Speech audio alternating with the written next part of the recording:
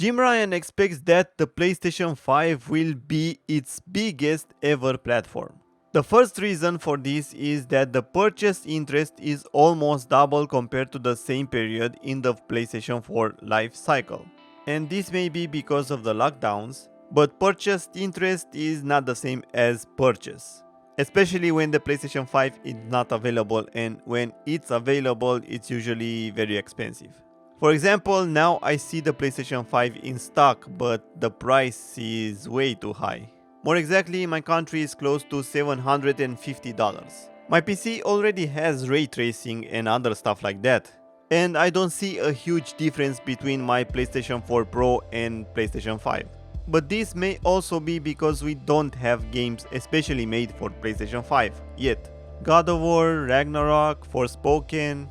These are the games that will be released this year or next year, but they are games that can be played on the PlayStation 4. Sure, Sony can choose to not make it available on the PlayStation 4, but that doesn't mean you cannot play it on the PlayStation 4. For example, Final Fantasy VII DLC was only on the PlayStation 5, and I think it was exclusive for 6 months, so yeah. Horizon Forbidden West is also made for the PlayStation 4. And let's be real, even if they make God of War Ragnarok only for the PlayStation 5 or Forspoken only for the PlayStation 5, that doesn't mean the game is only for the PlayStation 5. That just means that Sony wanted to sell you the PlayStation 5. They are not trying to do that yet because not a lot of people have the PlayStation 5 because it's not available or it's very expensive.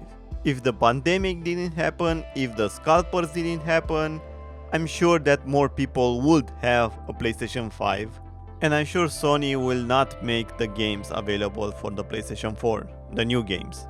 How do I know that? Because they already said in the past they want to make the change from the PlayStation 4 to the PlayStation 5 very fast.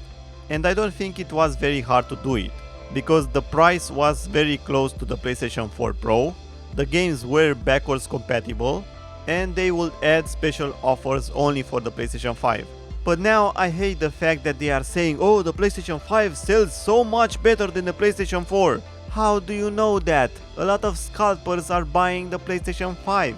I know at least 7 people with a PlayStation 4. None of them want a PlayStation 5. And the ones that have a PlayStation 5, I mean one person, is somebody that never had a PlayStation or a console. And they usually got it as a gift from somebody else and they don't even use it. Or others just want to sell it for more. They got a good price, so now they want to sell it for more money because they are not that interested. Like I said, it's usually people that never had a console. That's how I got my PlayStation 4 Pro. It was from somebody who bought the console for his kid, and he never used it, so I got it almost brand new. What I'm trying to say is that I'm pretty sure a lot of people still buy more games on the PlayStation 4 Pro or PlayStation 4. Anyway, because of the pandemic, like I said, a lot more people are interested in gaming. Between April 2022 and March 2023, Sony expects that they will sell 3.6 million PlayStation 5 consoles. And because of the PlayStation VR 2, and if the prices manage to go down, I think they will manage to do that. And the main reason I think that is because you can play PlayStation 4 games on your PlayStation 5 console. So you can sell your PlayStation 4 to be able to have more money for the PlayStation 5. Or if your PlayStation 4 breaks, you can buy the PlayStation 5. Why buy the PlayStation 4 again? Unless the price difference is very huge for you. So there's a lot more reasons to buy a PlayStation 5. If it's not expensive and if it's available. Or if at least they release some games that can perform way better on the PlayStation 5 and you see a big difference. Because of the ray tracing, because of the graphics, because more FPS. Another reason why Sony will think they will grow a lot more is because they want to invest 50% in new IPs and 50% in the IPs that they already have. Comparing this to the current fiscal year, they invested 44% in new IPs and 66% in existing IPs. And it's good to see that they want to invest in new IPs, not rely only on the current IPs, but then you see that they want to invest in live services. And I think this is sad because they don't invest in new IPs as in new single player games, they invest in new IPs as in different Fortnite or different Genshin Impact. And no, I don't think they will manage to make a new Genshin Impact or Fortnite. Most games as a service are failing. A very small number succeeds. But maybe they are expecting to be that small number. And they will try with 12 different live service games. And they are doing this because they need only one to succeed. For example, look at GTA Online. They make more money than any other sales. Look at EA with FIFA. Well, it will not be FIFA anymore, but even so, they make a lot of money.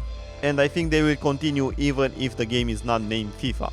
Another interesting fact, they said about the PlayStation releases that Horizon Zero Dawn sold 2.3 millions, Days Gone sold 852,000 copies, while God of War sold 971,000 copies as of March 2022. And I don't know why Days Gone sold so little. Let's say it's because it's a horror game and a lot of people don't want to play it because they don't like horror stuff. They get scared very easily.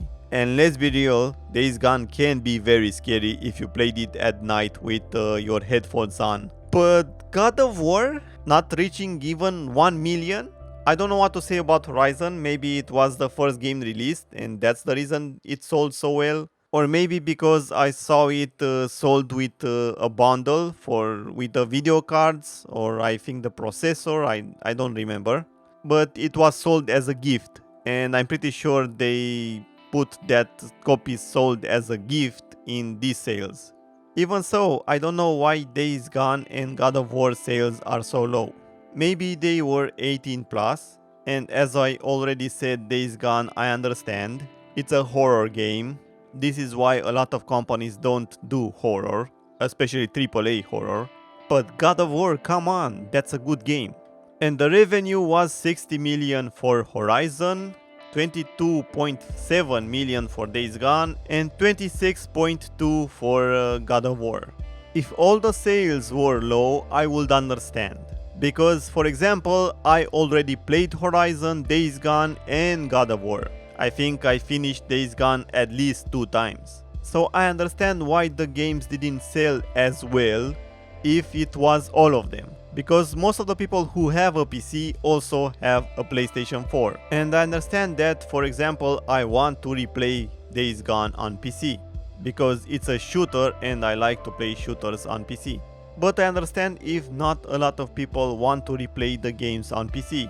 And again, I don't know if the sales were so good because they got the bundle with the processor. And I'm pretty sure it was because I cannot find any bundle with Days Gone or God of War. AMD Ryzen had a lot of good processors. And they sold the bundle from Ryzen 5 to Ryzen 9.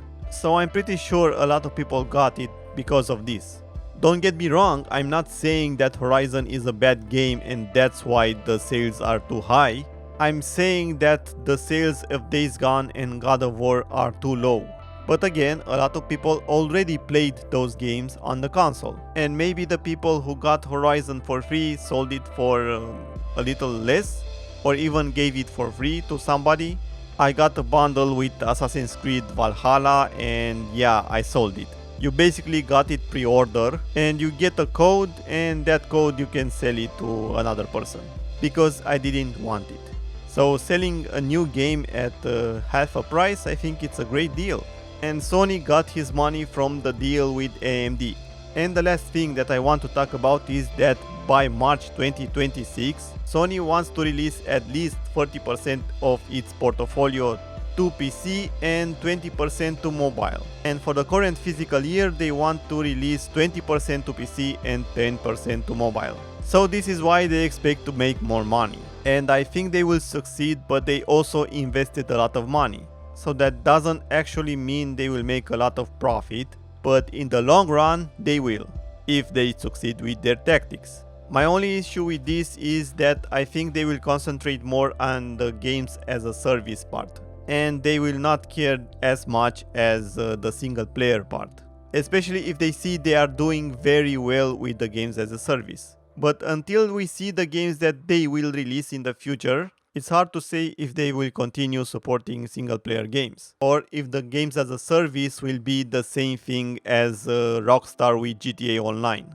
And the part with mobile games, yeah, I'm not interested in that, but I see why they are doing that. For example, a lot of people have a mobile, and they don't own and probably never will own a console or a PC, because they don't have the money or they are only interested in playing games on the run. So if a kid that doesn't have parents that will buy him a console or a PC, he usually has a decent smartphone. And many times you can play a game for free if you watch ads or do something else. You don't have to pay unless you want some special skin, or there's a game that it's pay to win, or if you pay for the game to be ad free. There's a lot of other reasons, but my point is that most of the kids have a smartphone, so you can get a different player base that will never buy a PlayStation 5, or they will never be able to buy your games from Steam or the Epic Game Store. So on paper their tactics looks great, but only the future will tell. For now, I avoid buying games on the PlayStation Store, because I don't support censorship and Sony wants more censorship. And it says in this article that China is now the 6th market for PlayStation, while it was 11th in a comparable time frame during the PlayStation 4 cycle. So this is the real reason why PlayStation wants more censorship, even if most of our countries are okay with their games and didn't ask for more censorship. But I bet they did it because of China. And I expected that they want more censorship because of China. Because there's no way you will grow so much in China if you didn't try to please the Chinese government. So this is the main reason why I think Sony will fail in the future. Because just like other corporations, they try to please the Chinese government, and they will always want more. And that means you will not please the normal consumers. So you either end up making games only for China, or you will drop the censorship. And I'm not talking here only about the gamers. I'm also referring to the developers, because there's a lot of indie developers that may make some games that the Chinese government doesn't like. So even if Sony develops the games that the Chinese government likes, that doesn't mean they will not have developers that don't want to make games for the Chinese government. And we already saw that some games were cancelled on the PlayStation just because they didn't want to change their games. Because there's a lot of money involved when you have to change something to please somebody. Especially if you find out that you need to change something close to release date. This is why Sony tries to start the censorship in development. Because there's also a lot of people who will not want to buy the game anymore after they found out the game was censored or modified. So what do you think? Do you think PlayStation 5 will be the biggest ever platform?